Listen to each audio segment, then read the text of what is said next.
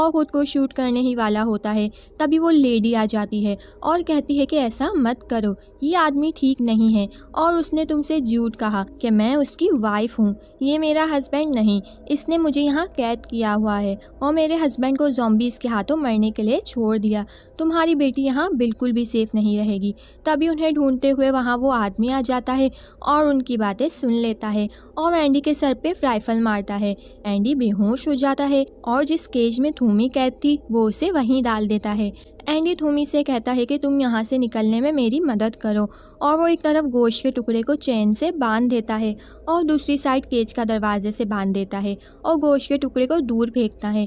Zombie उस टुकड़े की तरफ अट्रैक्ट होकर आते हैं और उसे खींचने लगते हैं तो केज का दरवाज़ा थोड़ा खुल जाता है। वो दोनों बाहर आकर शेल्टर होम में वापस आ जाते हैं और अपनी बेटी और उस लेडी को लेकर वहाँ से जाने लगते हैं।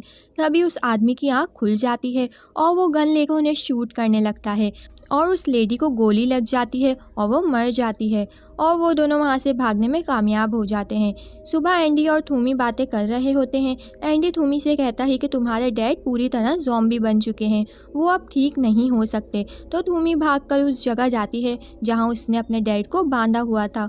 वो देखती है कि उसकी मॉम ने उसके डैड को मार दिया है और उसकी डेड बॉडी को लकड़ियों से कवर कर दिया है। ये देखकर थूमी रोने लगती है और पत्थर से अपने सर पर मारने लगती है। एंडी ये देखकर वहाँ से जाने लगता है क्योंकि उसे अपनी बेटी के लिए ऐसे लोगों को ढूंढना है जो उसे संभाल सके, क्योंकि एंडी के पास अब बहुत ही कम टाइम बचा था।